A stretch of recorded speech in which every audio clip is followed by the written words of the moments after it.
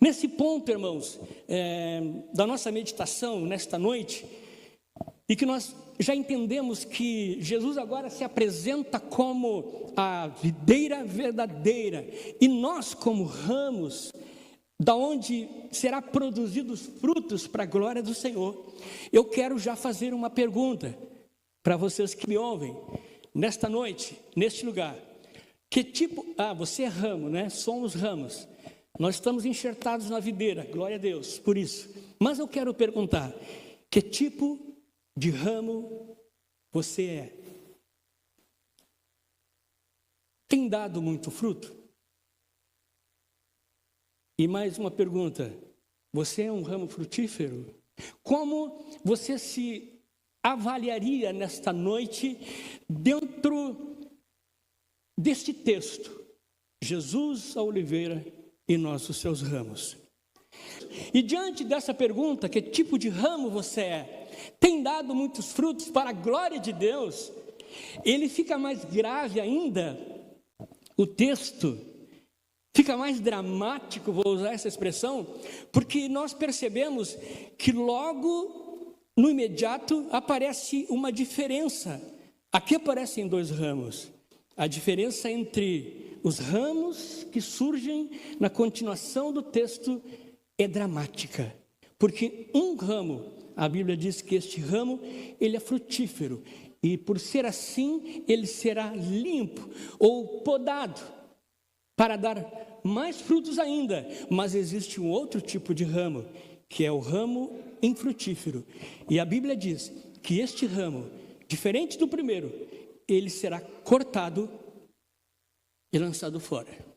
Por que nós ficamos com medo até quando nos vem essa pergunta, que tipo de ramo somos, temos sido? Se temos dado fruto para a glória de Deus, se somos um ramo frutífero.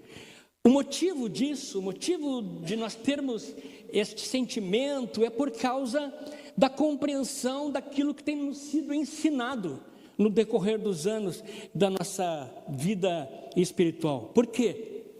Há quem entenda, há quem pregue e há quem ensine que estes ramos improdutivos, quem são eles? Há quem explique, quem entenda que estes ramos improdutivos, eles são crentes, são cristãos verdadeiros, homens e mulheres que tiveram uma experiência com Deus. Por que estes crentes foram cortados e lançados fora? Porque esses cristãos deixaram de produzir, deixaram de frutificar, deixaram de ser frutíferos, e como consequência disso, da falta de frutos, então eles são cortados e lançados no fogo. Quando nós falamos em ser crente produtivo, que deixaram de produzir, junto com esta ideia que passaram para nós, de que o ramo infrutífero são crentes que deixaram de produzir, junto com essa ideia, o fruto, ele é obra. O fruto é trabalho, o fruto é ganhar almas para o Senhor, o fruto é estar evangelizando, estar envolvido, fazer algo significativo para Deus. E se um dia você não faz, você não trabalha, você não representa algo para o reino de Deus nesse sentido, trabalhando, fazendo alguma coisa para o Senhor, você é lançado fora, porque se tornou um ramo infrutífero. Estou errado aqui na minha compreensão, ou a maioria das vezes, em muitos lugares, diz assim para nós, que nós precisamos gerar frutos, porque o crente que não gera fruto, o texto de João 15 diz que ele é cortado e lançado fora. Porém, irmãos, o problema nesta compreensão, acompanhe aqui comigo, o problema nesta compreensão aqui de que o fruto, ou melhor, o ramo infrutífero, ele é um crente que está servindo a Deus na sua casa e que deixou de frutificar. O problema com essa compreensão, com essa interpretação do texto, que é isto, ou que seria isto que o texto está dizendo, é que se fosse assim, a salvação, então, ela dependeria de esforço e de capacidade dos crentes, ou seja, os ramos, em produzir frutos. E a nossa salvação estaria repousando em cima daquilo que você pode ou não pode fazer, do seu desempenho.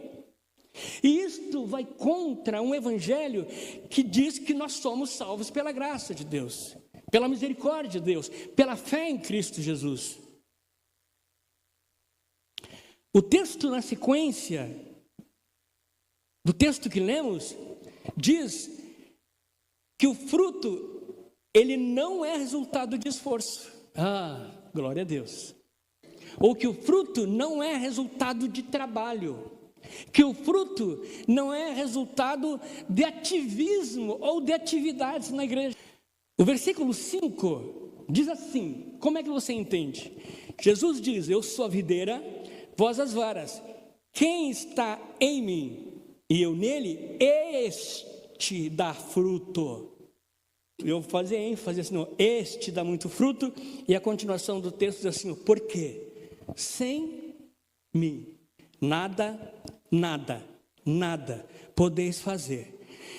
Eu frisei a palavra nada podeis fazer, porque esta palavra nada, analisada no original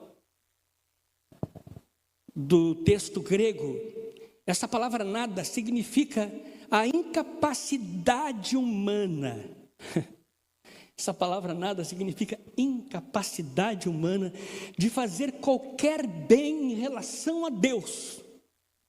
Esse nada, que diz nada podeis fazer, inclui não só a produção, que nós não somos capazes de dar frutos de nós mesmos, mas nós somos incapazes no sentido, no próprio ato de permanecer na videira verdadeira. Então toda glória, todo louvor, toda honra, toda adoração ao Senhor, aqui, nesta noite e para todo sempre, porque é o seguinte que Deus coloca no meu coração através dessa palavra. Aqui, nessa compreensão de João 15, cai por terra qualquer ideia de recompensa ou salvação mediante obras.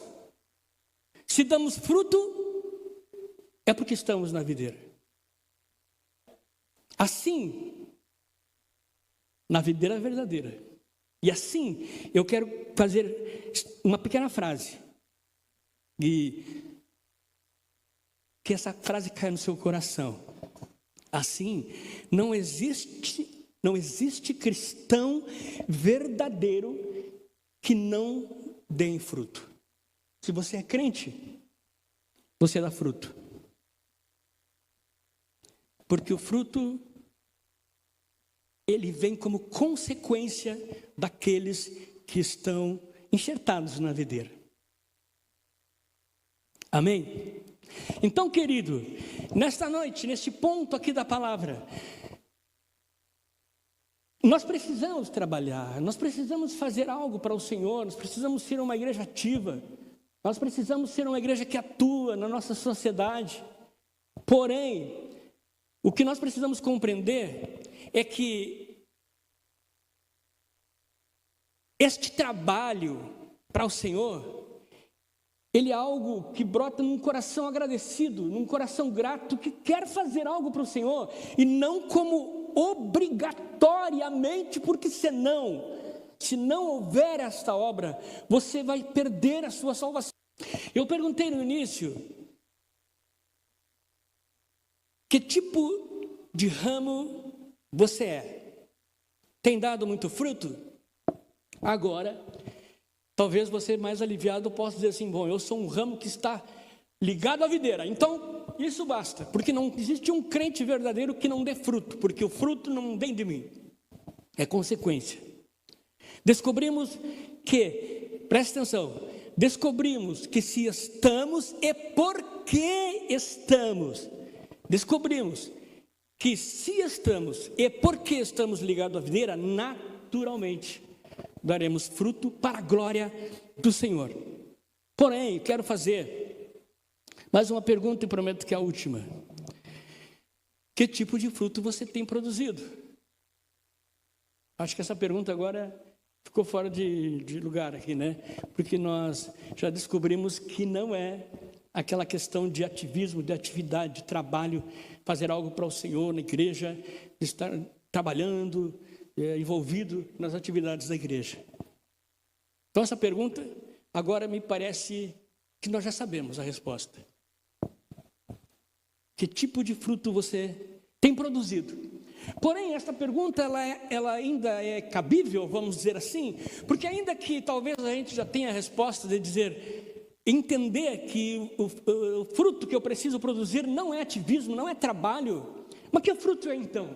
Que fruto é este? Porque a palavra continua afirmando que nós precisamos dar frutos. Então, irmãos, vamos descobrir que tipo de fruto cada um de nós como crentes produzimos. Que fruto é este que o Senhor espera que nós venhamos produzir?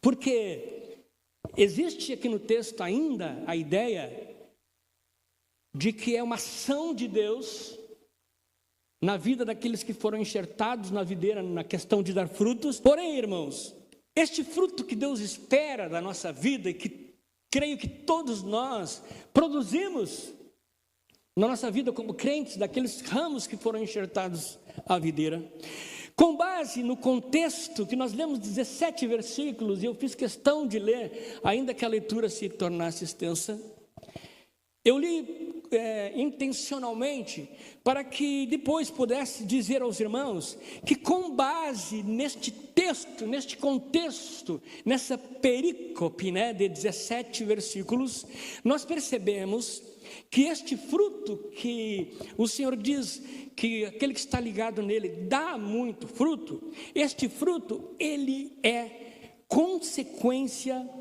natural da obediência à palavra de Deus, no caráter cristão,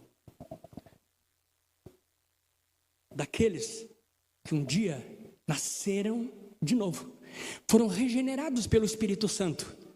E aqui é interessante porque tem muita gente trabalhando, fazendo muita coisa. Nós olhamos para eles e pensamos, meu Deus, queria ser como esse crente. Porém, este fruto que o Senhor está vendo na vida desta pessoa existe, mas muitas vezes não existe o caráter de um cristão que foi regenerado pelo Espírito Santo. Então não adianta correr, trabalhar e fazer muita coisa se não tiver vida de convertido no seu dia a dia, na sua conversa, nos seus relacionamentos, no seu casamento, na sua família, no meio onde você vive. E sabe qual é o fruto que dá para a glória de Deus, que nós produzimos para a glória de Deus? É justamente esse fruto que o apóstolo Paulo menciona. Não é trabalho, trabalho, trabalho. Ele diz assim, mas o fruto do Espírito é amor, paciência, amabilidade, bondade, fidelidade. Outra coisa, seja manso, mansidão. Outra coisa, domínio próprio.